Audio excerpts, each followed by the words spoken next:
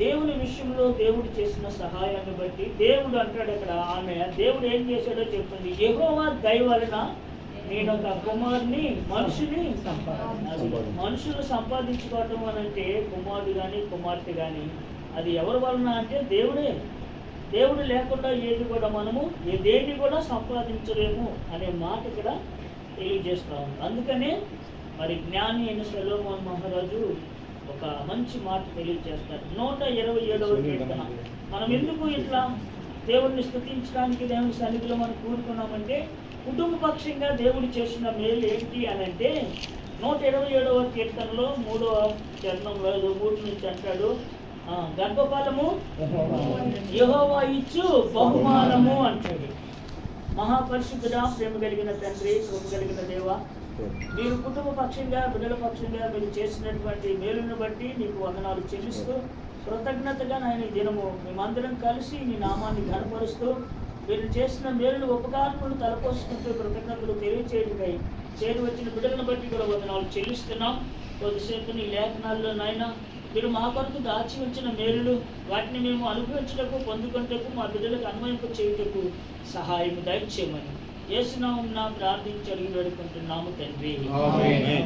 ఇక్కడ అంటాడు కదా, దేవుడు మానవునికి ఏదిస్తే బహుగా సంతోషపడతాడు అని చెప్పి ఆలోచన చేసినప్పుడు ఈ లోకంలో రకరకాలమైనవి విలువైనవి చాలా ఉన్నాయి, కానీ వాటన్నిటికి మించినటువంటి బహుమానం ఏది ఇవ్వాలి అని అనుకున్నప్పుడు అబ్రహాము 75 సంవత్సరాల్లో పిలువబడినప్పుడు 80-90 సంవత్సరాలు వచ్చినప్పుడు కూడా ఆయన సంతానాన్ని ఇవ్వాల. ఆ సమయంలో అబ్రహాం దగ్గరికి వచ్చి దేవుడు అంటాడు, అబ్రహామా నీకు ఒక బహుమానాన్ని ఇవ్వబోతున్నాను, నీ బహుమానం అధికం చేయబోతున్నాను అని అంటే అబ్రహాం అంటాడు, అయ్యా నువ్వు ఏమి ఇచ్చినా నాకు ఏం ప్రయోజనం, నా దాసులు కుమారులే అనుభవిస్తారు కానీ నాకు ఎవరున్నారని అంటే, కాదు నా మాట నమ్ము, వచ్చే సంవత్సరానికి నీకు కుమారుడు పుడతాడు అని చెప్పాడు. అంటే బహుమానం అంటే ఈ లోకంలో ఏదో మా ధనమో లేకపోతే వెండి బంగారాలు ఇంకా ఏమో ఇస్తాడు అనుకున్నాడు, కానీ దేవుడు అక్కడ అంటాడు వాటన్నిటికీ మించినటువంటి బహుమానాన్ని నీకు ఇస్తానన్నాడు. ఎందుకు ఏంటి ఆ బహుమానము?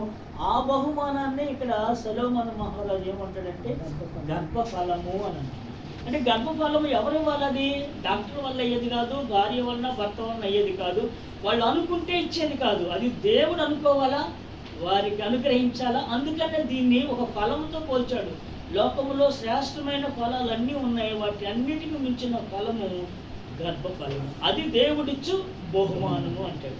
ఆ గర్భఫలం విషయంలోనే ఇక్కడ 127వ కీర్తనలో 3వ చరణంలో అంటున్నాడు. ఏమంటున్నాడు చూడండి, ఇప్పుడు కుమారులు అది కుమారులు అనేటువంటిది స్వాచ్యంగా నీకు ఇస్తున్నాడు. అంటే ఒక కుమారుడు అనేటువంటిది ఒక స్వాచ్యము. ఆ తర్వాత మరి కుమార్తెల విషయంలో బాధపడతారనే ఉద్దేశంతో వారు కుమారులైనా కుమార్తెలైనా అక్కడ ఏమంటాడంటే ఆ గర్భ ఫలము అన్నాడు. వారు ఎవరైనప్పటికీ కూడా అది దేవుడిచ్చే బహుమానం కాబట్టి పెంచే విధానాన్ని బట్టి ఉంటుంది, కానీ ఆ ఫలము ఏదనేది కాదు. స్త్రీలుగా ఉండేటువంటి వారు, ఆడపిల్లలు పుట్టినటువంటి వారు ఎంతోమంది బైబిల్లో గొప్ప పేరు ప్రఖ్యాతులు తెచ్చుకున్న వారు చాలామంది ఉన్నారు. అయితే ఇక్కడ ఏమంటాడంటే గర్భఫలం ఇచ్చాడు, బహుమానం ఇచ్చాడు, దాన్ని ఒక గిఫ్ట్గా ఇస్తున్నాడు దేవుడు.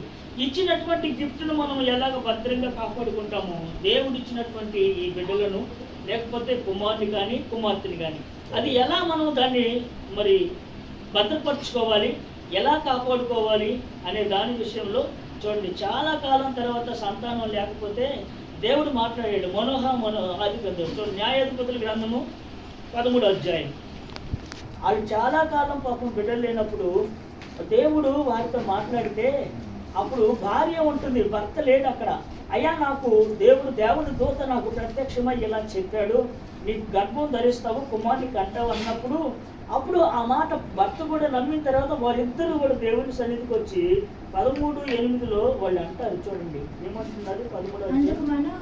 అందుకు మనోహ అంటున్నాడు, నా ప్రభువా అది నీవు ఒక దైవజనుని పంపించావు కదా, ఆయన మళ్ళా మా ఎద్దుకు పంపించి పుట్టకు ముందే పుట్టబోయే బిడ్డకు మేము ఏమని చేయవాలి, అది ఆ బిడ్డకు మేము ఏం చేయాలా, అది మేము ఎలా ఆ బిడ్డను పెంచాలి అనేది నాకు నేర్పించు, ముందు మాకు తెలియచేయి. నువ్వు చెప్తే అది మేము ఎలా పెంచాలి ఆ బిడ్డను, నువ్వు నాకు చెప్తే మేము అలాగా బిడ్డను పెంచుతామయ్యా అని చెప్పని అక్కడ అంటున్నాడు. అందుకనే దేవుడు మొట్టమొదటే ధర్మశాస్త్రం రాసినప్పుడే ద్వితీయోపదేశకాండం 6వ అధ్యాయము 6వ వచనం నుంచి చెప్తాడు, మీకు ఇచ్చినటువంటి బహుమానము బిడ్డలను మీరు ఏం చేయాలి అని అంటే, చూడండి ద్వితీయోపదేశకాండము 6వ అధ్యాయంలోని మొట్టమొదటే ఆ ధర్మశాస్త్రాన్ని అంటే వాళ్ళకి నేర్పించాలంట. ఏమంటున్నాడు చూడండి, ఏమంటున్నాడు అక్కడ, ఇశ్రాయేలు వినుము, మన దేవుడైన యెహోవా అద్వితీయుడైన యెహోవా నీ పూర్ణ హృదయముతో నీ పూర్ణ ఆత్మతో నీ పూర్ణ శక్తితోను ప్రేమించవలెను. ఈ మాటలు మొదట ఎవరికి చెప్తున్నాడు? తండ్రులైన వారికి. మొదట మీ హృదయంలో ఉంచుకొని వాటిని ఏం చేయాలంట, నీ కుమారులకు అభ్యసింపచేసి, ఒకటి కూర్చున్నప్పుడు, రెండు నడుస్తున్నప్పుడు, పండుకున్నప్పుడు, 3 ఎందుకు చేయాలి? 3 విషయాలు చెప్తున్నాడు. ఎందుకని అక్కడ ఇంట నీ కుమారులకు ఎంట కూర్చుంటున్నప్పుడు, ఎందుకు కూర్చోబెట్టినప్పుడు ఎందుకు చెప్పాలా అని అంటే, వాళ్ళు దేవుని సన్నిధిలో కూర్చుంటే ఎక్కడైనా సరే స్థిరంగా కూర్చోడానికి అవకాశం ఉంది. అది నేర్పించు అంటున్నాడు. అది వాక్యం ద్వారా. అదే ఇక్కడ అంటున్నాడు, ఎంట కూర్చున్నప్పుడు, త్రోవ నడిచేటప్పుడు, పండుకున్నప్పుడు కూడా దేవుని వాక్యం అనే కథలు మనకి వాళ్ళకు కథలుగా చెప్పాలి. ఆ దేవుని ఇక్కడ ఉన్నటువంటి దావీదుని గురించి మంచి మంచి కథల్లాగా వాళ్ళకి చెప్తున్నప్పుడు అది హిస్టరీగా కథలుగా వింటారు. కాబట్టి దేవుని యొక్క విషయంలో వాళ్ళు ఇదిగా ఉంటారు. అందుకనే ఇలాగ నువ్వు చెప్పినప్పుడు మాత్రమే వాటిని అభ్యసించి చేస్తామనంటే, అభ్యాసము అనేది అది దినదినము చేస్తే వస్తుంది, కానీ ఒక రోజులో చదివితే వస్తుందా? ఇంటర్మీడియట్ పాస్ అవుతా ఒక రోజుకే? ప్రాక్టీస్ చేయాలి దినదినము. అట్ ద సేమ్ టైము అదే రీతిలో దేవునిలో దానంలో. అందుకే వాళ్ళు అడిగారు, అయ్యా మా బిడ్డని అర్జున కుమార్ని మేము ఎలా పెంచాలి? ఒక రాజకుమార్తె అంటుంది, ఆ బిడ్డ తల్లిని పిలిపించుకొని వచ్చిన తర్వాత, అయ్యా ఇదిగో అమ్మ, ఈ బిడ్డ తీసుకెళ్ళి నా కొరకు పాలు ఇచ్చి పెంచు అన్నది. ఎందుకో శిశువుకు పాలు అవసరము అనంటే, బిడ్డ ఎదగాలంటే చూడండి, పుట్టిన బిడ్డ ఎదగాలంటే పాలు కావాలి. ఆ పాలు కూడా ఏ పాలు? స్వచ్ఛమైన పాలు. అందుకనే 1 పేతురు పత్రిక 2వ అధ్యాయం 5వ వచనంలో అంటాడు, అక్కడ అంటాడు కదా, స్వచ్ఛమైన పాలతో. అంటే అక్కడ చూడండి పేతురు రాస్తాడు, తల్లి పాలు వంటిది అనగా వాక్యం అనే పాలతో వారిని పెంచండి. శరీరం పెంచడానికి ఎదగడానికి పాలు ఎంత అవసరమో ఆత్మీయ బిడ్డల్ని ఆత్మీయతలో మనం పెంచుకోవాలి. దైవికంగా అంటే వాక్యం అనే పాలు అంత అవసరం. ఈ లోకంలో తల్లి పాలకు మించిన పాలు మరి ఎవరికి దగ్గర కల్తీ లేని పాలు అంటూ దొరికేది ఒక తల్లి పాలే. అలాగే దేవుని యొక్క వాక్యం తప్ప లోకంలో అన్ని కల్తీ, అనగా ఏంటి? సాతాను సంబంధమైనవి. అందుకని వాడి చిన్నప్పటి నుంచి ఆ రీతిగా నేర్పించాలి. అలాగ చేసినప్పుడు దేవుడట ఆ బిడ్డల్ని ఆశీర్వదిస్తాడంట. ఎలా ఆశీర్వదిస్తాడు దేవుడు ఆ బిడ్డల్ని అనంటే, చూడండి మొదటి సమూయేలు గ్రంథంలో రాస్తాడు. మొదటి సమూయేలు గ్రంథంలో చక్కగా ఒక మాట అంటాడు. మొదటి సమూయేలు 1వ అధ్యాయము 20వ వచనం. మొదటి సమూయేలు గ్రంథం చూడండి 26వ వచనం. మొదటి సమూయేలు 2:26లో ఆమె దేవుని సన్నిధికి బిడ్డను తీసుకొచ్చి, చూడండి చిన్న పిల్లడండి, బాలుడైనటువంటి సమూయేలు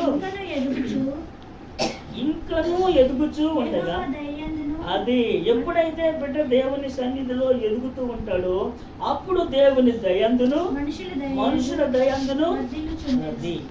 ఎందుకు దేవుడు ఆ విధంగా వాటి బిడ్డల్ని అయ్యా మేము ఎలా పెంచాలి దేవునిలో అన్నప్పుడు దేవుడు స్పష్టంగా తెలియజేస్తూ, వాడు ప్రతిష్ఠించబడాలా దేవునికి అనంటే, నీకు పుట్టిన బిడ్డ నువ్వు అనుకుంటే ఆ బిడ్డ నీకు ఎందుకు పనికిరాదు. ఇది దేవుడు నాకు అనుగ్రహించినటువంటి దేవుడు ఇచ్చిన బహుమానము. దేవుని బిడ్డగా నువ్వు పెంచితే, అలాగ అలవాటు చేస్తే, అప్పుడు బాలుడైనటువంటి ఈ సమూయేలు ఇంకను అక్కడ ఏం చేస్తున్నాడు? దేవుని దయందును పెద్దల దయందు మనుషుల దయందును ఎప్పుడు ఇంకనూ ఎదుగుచూ ఉండదు. అనగా వాళ్ళు బిడ్డలు ఎదిగేటప్పుడట దేవుడు వారిని ఆశీర్వదిస్తూ ఉంటాడు. ఎలా ఎదుగుతున్నప్పుడు అనంటే, దేవునిలో ఎదగాలి. ఎదగటం అనే దాన్ని మనం ఇంగ్లీష్లో ఏమంటాం బ్రదర్? గ్రోత్ ఏనా? Spelling GRO. ఎన్ని అక్షరాలు వచ్చినాయి? 6 వస్తాయి. అది మానవుని సంఖ్య 6 అనగా 6వ దినాన దేవుడు మానవుని సృష్టించాడు, మనిషిని. కాబట్టి దేవుడికి బిడ్డలకు నేర్పించాల్సిన పరిస్థితి ఏంటంటే, ఆ బిడ్డ ఎదుగుతూ ఉండగా ఆశీర్వదించబడాలి అని అంటే 6 ప్రాముఖ్యమైన విషయాలు చెప్తున్నాడు. అందుకనే మొట్టమొదటి అక్షరం ఏంటి? జీ. జీ మీన్స్ ఏంటనంటే మొట్టమొదట బిడ్డలకు గాడ్ అనగా దేవుడిని మనం పరిచయం చేయాలి. అందుకనే దానియేలు గ్రంథంలో ఒక మాట రాయబడుతుంది అన్నమాట. దానియేలు గ్రంథంలో 3వ అధ్యాయము 1వ అధ్యాయములో చూడండి, దానియేలు బాలుల గురించి చెప్తూ ఆ బాలుల సంగతి ఏమనగా అని అంటాడు. చూడండి అక్కడ దానియేలు 1:16 17వ వచనం, ఈ 4 బాలుల సంగతి ఏమనగా అక్కడ 4 విషయాలు చెప్తాడు. దేవుడు మొట్టమొదటి ఏం చెప్తున్నాడు? గ్రోత్ అంటే బిడ్డలు ఎదిగేటప్పుడు మొట్టమొదటి కావాల్సింది ఏంటంటే దేవుణ్ణి పరిచయం చేయాల. ఇక్కడ ఉన్నటువంటి బబులోను దేశంలో ఈ 4 బాలుల సంగతి ఏంటంటే మొట్టమొదట వాళ్ళ జీవితంలో గాడ్, దేవుడు. అది కాబట్టి వాళ్ళ జ్ఞానము, ఈ తర్వాత అలవలసినటువంటి జ్ఞానము కానీ, సకల శాస్త్ర ప్రవీణత కానీ, వివేకం కానీ, ఇవన్నీ ఎట్లా వస్తాయి అని అంటే మొదట వాళ్ళ జీవితంలో దేవుడు ఉండాలి. కాబట్టి ఫస్ట్ లక్షణం ఏంటంటే గాడ్ అనగా దేవుణ్ణి పరిచయం చేయాలి. ఎప్పుడైతే మనం దేవుణ్ణి వాళ్ళకి పరిచయం చేస్తామో అప్పుడు దేవుడు వారు ఎదుగునప్పుడు ఆ దేవుణ్ణి ఎలా కనపరచాలి, వాళ్ళకి దేవుడు అంటే ఎట్లా ఉంటాడు, దేవుడు అంటే ఏంటి అనేది మనం వాళ్ళకి తెలియచేయాలి. అందుకనే ద్వితీయోపదేశకాండంలో ఒక మాట అంటాడు. ఏమంటాడు? వాళ్ళకి తెలియచేయాలి అంటే 12వ అధ్యాయము 5వ వచనం. ద్వితీయోపదేశకాండము 12వ అధ్యాయము 5వ వచనంలో చూడమ్మా. ద్వితీయోపదేశకాండం 5:12 ఏమంటున్నాడు అక్కడ? నీ దేవుడైన యెహోవా 12:5 నీ దేవుడైన యెహోవా గోత్రములతో తన నామమును స్థాపించును, నివాసస్థానముగా ఏర్పరచుకున్నాడు. అది నివాస స్థానముగా ఏర్పరచుకున్నాడు. కాబట్టి అది ఏర్పరచబడిన స్థలము. వెదకి అక్కడికి చేర్చ అంటే ఏంటి? బాలులుగా ఉన్నప్పుడే వారిని దేవుని సన్నిధికి నడిపించాలి. అందుకనే సామెతలు 22:6 అంటాడు, బాలుడు నడవవలసిన త్రోవను వానికి నేర్పించు, ఎక్కబడిన తర్వాత వాడు దాని నుండి తొలగిపోడు. నేర్పించాలంటే ఇప్పుడు నేర్పించే వాళ్ళకి ఏముండాలా? నైపుణ్యత ఉండాలి లేదా? నువ్వు చదువుకున్నావు తల్లి, రేపొద్దున నీ బిడ్డలకు నువ్వు చెప్పాలంటే నీ జ్ఞానం ఉంటే కదా. కాబట్టి ఇప్పుడు నేర్చుకునే దాని బిడ్డలకు మనం నేర్పించాలి. దాన్నే ఇక్కడ అంటున్నాడు అనమాట. ఏం నేర్పించాలి అంటే దేవుని పరిచయం చేయాలంటే ఆ తల్లి ఆ బిడ్డను దేవుని సన్నిధికి, మందిరానికి తీసుకొచ్చింది. ప్రతి ఏటా బిడ్డ పుట్టినప్పటి నుంచి ప్రతి సంవత్సరం దేవుని సన్నిధికి తీసుకొచ్చి, అయ్యా ఇదిగో దేవుడు మనకి, నువ్వు నాకు ఎట్లా పుట్టావంటే దేవుడు అనుగ్రహించాడు, నాకు సంతానం లేనప్పుడు ప్రభువుని అడిగినప్పుడు ప్రభు ఇచ్చాడయ్యా, అందుకనే నీ పేరు సమూయేలు అని పేరు పెట్టాను అని ఉంది. అంటే ఏంటి? నువ్వు దేవుణ్ణి అడిగినప్పుడు నాకు ఇచ్చాడు కాబట్టి సమూయేలు అనగా ప్రార్థన ద్వారా పుట్టావు నాయన అని చెప్తుంది. అది తల్లి నేర్పిస్తూ వచ్చింది.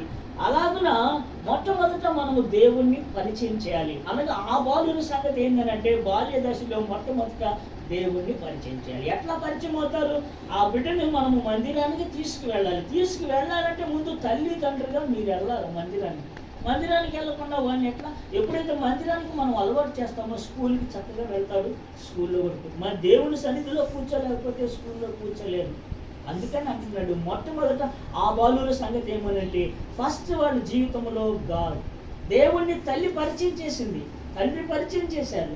ఎప్పుడైతే తల్లి తండ్రి ఇద్దరు తీసుకొని వస్తున్నారు ప్రతిసారికి దేవుని సన్నిధికి, అప్పుడు ఆ బిడ్డ తెలుసుకుంటాడు. ఆ పిల్లల విషయంలో, ఆ బాలుల విషయంలో అదే.